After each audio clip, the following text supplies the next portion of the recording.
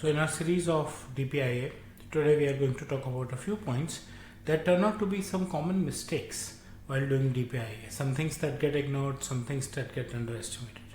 Welcome to my YouTube channel where you really see new content on data privacy, and as I said, we are going to talk about some of the common mistakes that people do when they are conducting DPIA for their organization. For the benefit of new viewers, what is DPIA? Data Protection Impact Assessment. A very systematic approach that you take to reassess your processes so that you know if there is any risk of any personal data breach. Personal data, the data that helps identify an individual, either as a standalone or with another component like name and address of a person is personal information. It becomes sensitive like financial information, anything that is lost and can harm.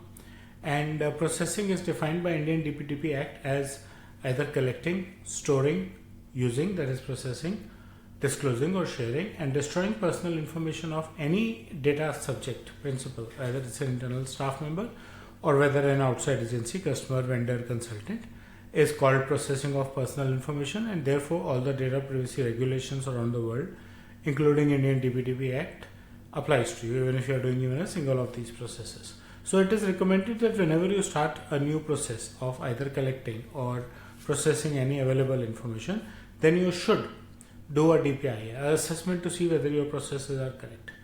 Fine. And then every 3 months, 6 months, 1 year, depending on the kind of duration you want to keep. Sensitive, high volumes, make it every 3 months. Non-sensitive, okay volumes, 6 months, but at least once in a year, right? It helps you in many ways, and we have all the videos on the benefits of DPIA and challenges around DPIA. Now we are going to see what are the few common mistakes that people make while conducting a DPIA. So what are those? Those are, first of all, they skip DPIA for small projects. They think small things are small, it does not matter.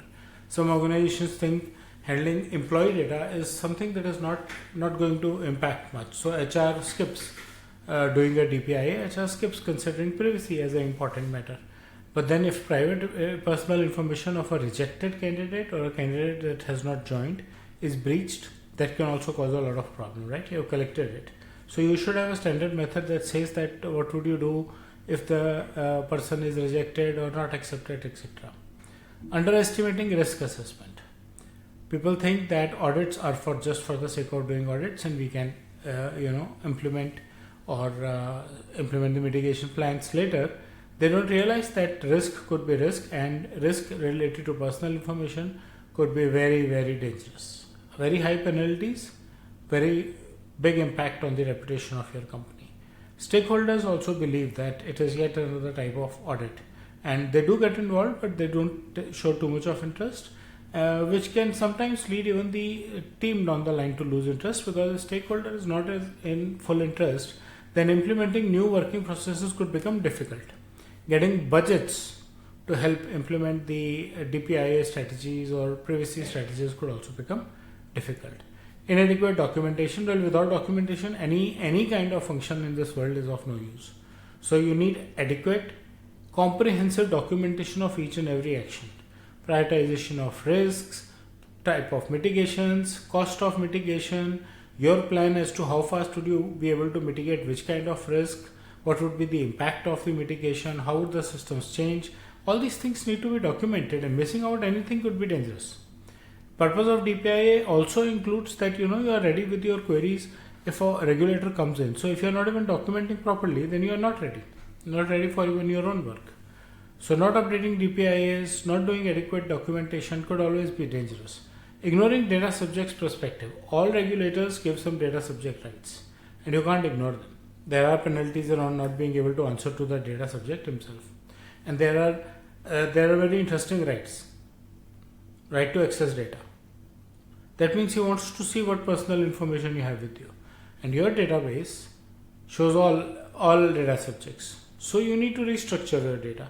So while restructuring, what all would be the changes, what would be the complications, what would be the cost implication. If you have not done a proper DPIA, then these things could also become dangerous for you. Overlooking third-party processing. Many organizations believe I am compliant.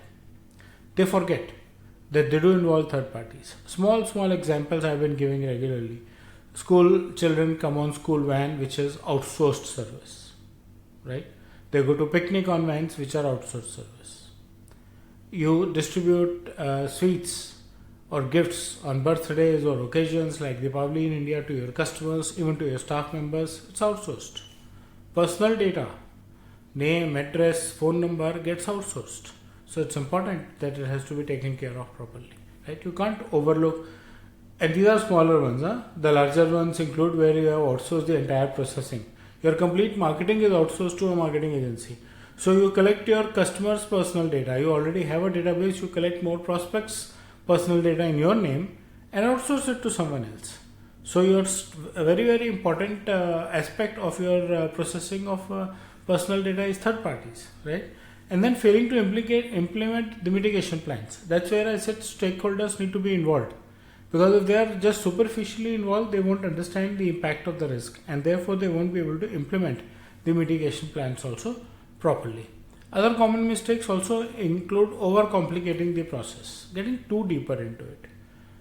And you cannot be superficial also. So what do you need? You need all stakeholders, all department heads, maybe even the lower team members be involved in it, so that they can help you understand the process and implement things very well. And the DPIA findings are not directly legal, they are more functional.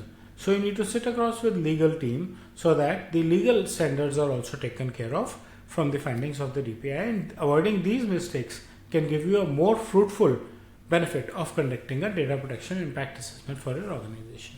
That's about a few common mistakes that do happen when you are conducting DPIA. It's a new thing. Data privacy regulations, compliances are still new. People are working on it. They need a lot of time to improvise. But if you can take care of some of these mistakes, then improvisation could become fast. That's what I have about them. I hope you like the content of my video. Please press the like and the bell icon. Subscribe to my YouTube channel and share your feedback in the comment section. Thank you.